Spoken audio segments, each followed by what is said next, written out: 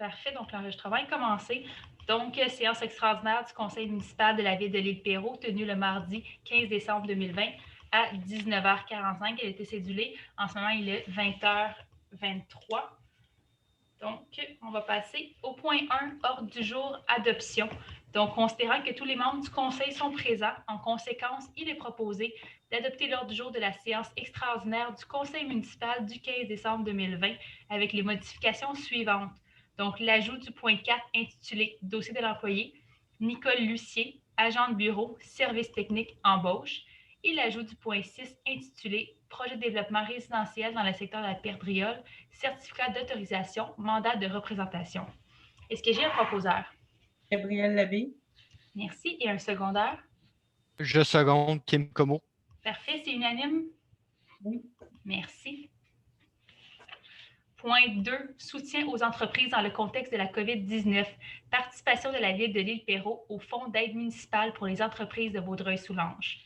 Donc, considérant l'importance du tissu économique pour la vitalité de la ville, considérant les impacts des mesures mises en place pour contrer la COVID-19 sur les entreprises et les entrepreneurs de la ville, considérant le soutien financier offert le 25 septembre dernier par le gouvernement provincial aux municipalités du Québec afin de les aider à faire face à la pandémie de la COVID-19, considérant le projet de loi 67 qui permet à toute municipalité locale d'adopter un plan de soutien des entreprises de son territoire en adoptant par règlement un programme d'aide aux entreprises, considérant que la municipalité peut accorder dans son programme une aide financière, notamment sous forme de subventions, de prêts ou de crédits de taxes, considérant les outils développés et l'expertise acquise par Développement Vaudreuil-Soulanges, le DEV, pour assumer la saine gestion des programmes de financement, considérant le désir de la Ville de contribuer en complémentarité avec les autres aides financières disponibles au maintien et à la croissance des entreprises de son territoire, considérant la création du Fonds d'aide municipale pour les entreprises de Vaudreuil-Soulanges, le FAME, par le DEV,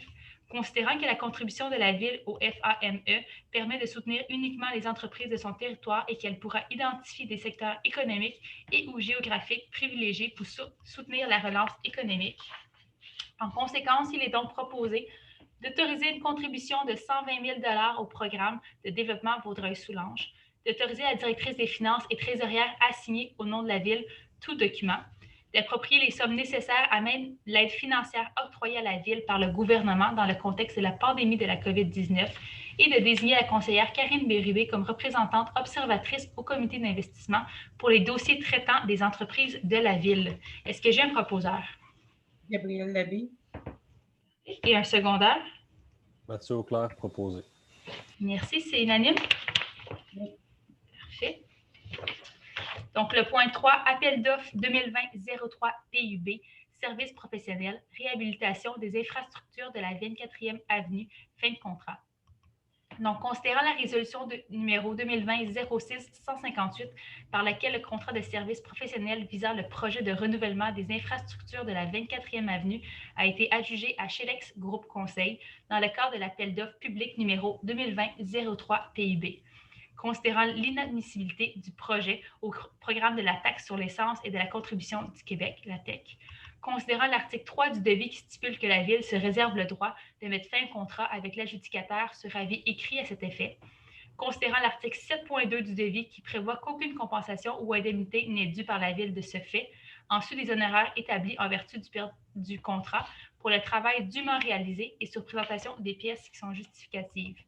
En conséquence, il est donc proposé que le préambule fasse partie intégrante de la présente résolution et que la Ville mette fin au contrat avec Chelex Groupe Conseil pour les services professionnels visant le renouvellement des infrastructures de la 24e avenue, conformément aux articles 3 et 7.2 du document d'appel d'offres numéro 2020-03 PUB. Est-ce que j'ai un proposeur? Proposé Karine Bérubé. Secondé Nancy Pelletier. Parfait. Donc, Karine Bérubé, Nancy Pelletier. Merci. Est-ce que c'est unanime? Parfait. Donc, le point 4, donc un ajout, dossier de l'employé, Nicole Lucier, agente de bureau, service technique, embauche. Donc, il est proposé d'autoriser l'embauche de Mme Nicole Lucier au poste d'agent de bureau au service technique avec le statut de salarié en période d'essai, conformément à la convention collective du syndicat des travailleuses et des travailleurs de la Ville présentement en vigueur et que la date d'embauche soit fixée soit le ou vers le 11 janvier 2021. Est-ce que j'ai un proposeur? Nancy Pelletier, proposé. Et un secondaire. Karine Bérubé, secondé. Merci, c'est unanime. Parfait. Le point 5, réserve financière eau et voirie, imposition d'une taxe spéciale annuelle. Donc, considérant l'article 569.7 de la loi sur les cités et villes qui prévoit que toute municipalité peut créer, au profit de l'ensemble de son territoire, une réserve financière pour le financement des dépenses liées à la fourniture de l'un ou l'autre des services de l'eau et de la voirie. Considérant la résolution numéro 06-12-417 et toutes les résolutions adoptées annuellement subséquemment pour créer une telle réserve financière et y prévoir son montant et son mode de financement pour les années concernées. Considérant qu'il y a lieu de prévoir une taxe spéciale annuelle sur tous les immeubles imposables du territoire au règlement sur l'imposition de taxes, de tarification et de compensation afin de financer la réserve. En conséquence, il est donc proposé que la réserve financière pour les services de l'eau et de la voirie de la ville de l'Île-Perrot soit financée à l'aide d'une taxe spéciale annuelle imposée sur tous les immeubles imposables de son territoire, dont le taux sera déterminé par le règlement sur l'imposition de taxes, de tarification et de compensation, que les intérêts produits par le capital soient affectés à la réserve et que toute dépense financée par la réserve soit préalablement autorisée par résolution ou par règlement du Conseil. Est-ce que j'ai un proposeur? Karine Bérubé, proposé. Merci. Un Nancy secondeur. Pelletier, secondé. Parfait, c'est unanime? Merci. Donc, le point 6, ajout. Donc, projet de développement résidentiel dans le secteur de la Perdriole, certificat d'autorisation, mandat de représentation. Donc, il est proposé de mandater le biologiste Luc Yémet pour agir au nom de la Ville dans les démarches d'obtention du certificat d'autorisation du ministre de l'Environnement et de la lutte contre les changements climatiques dans le cadre du projet de développement résidentiel du secteur de la Perdriole. Est-ce que j'ai un proposeur? Karine Bérubé, proposé. Et un secondaire? Nancy Pelletier, secondé. Parfait. Est-ce que c'est unanime? Oui. Merci. Donc, point 7, règlement numéro 275-6, fonds de roulement, augmentation de 300 000 $, adoption.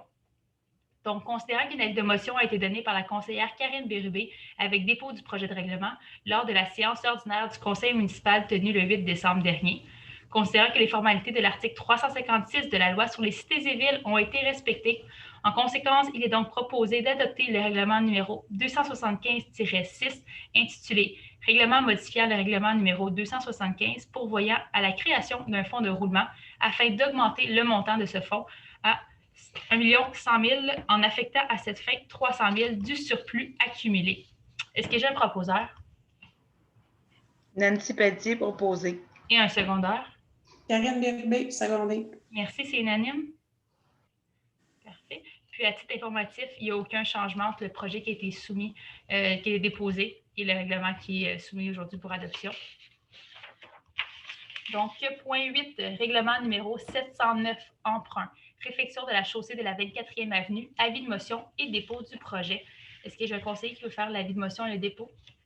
Je donne l'avis de motion. Nancy Pelletier. Merci. Donc, conformément à l'article 356 de la loi sur les cités et villes, la conseillère Nancy Pelletier donne avis de motion de l'intention de soumettre pour adoption à une séance subséquente le règlement numéro 709 intitulé « Règlement décrétant une dépense et un emprunt de 536 862 $ pour des travaux de réfection de la chaussée de la 24e avenue » et dépose le projet. Point 9, règlement numéro 710, imposition 2021, adoption. Donc, considérant qu'un avis de motion a été donné par la conseillère Gabrielle Labbé avec dépôt du projet de règlement lors de la séance ordinaire du conseil municipal tenue le 8 décembre dernier, considérant que les formalités de l'article 356 de la loi sur les cités et villes ont été respectées, en conséquence, il est donc proposé d'adopter le règlement numéro 710 intitulé Règlement sur l'imposition de taxes, de tarification et de compensation pour l'exercice financier 2021. Est-ce que j'ai un proposeur? Nancy Pelletier, proposé. Et un secondaire? Karine Bérubé, secondé. Merci, c'est unanime. Parfait. C'est informatif, il y a eu 2 petits changements entre la version, le projet déposé et le règlement soumis pour adoption, soit un petit pourcentage qui a été modifié, puis une date là, pour un versement. Donc, point 10, période de questions. On n'a pas reçu de questions. Donc, on passe au point 11, la levée de l'Assemblée. Donc, il est proposé de lever l'Assemblée à 20h33. Est-ce que j'ai un proposeur? Gabrielle Labbé. Et un secondaire? Je seconde Kim Como. Merci, c'est unanime? Oui. Parfait. Et voilà, ce qui met fin à la séance. Je vais pouvoir arrêter l'enregistrement.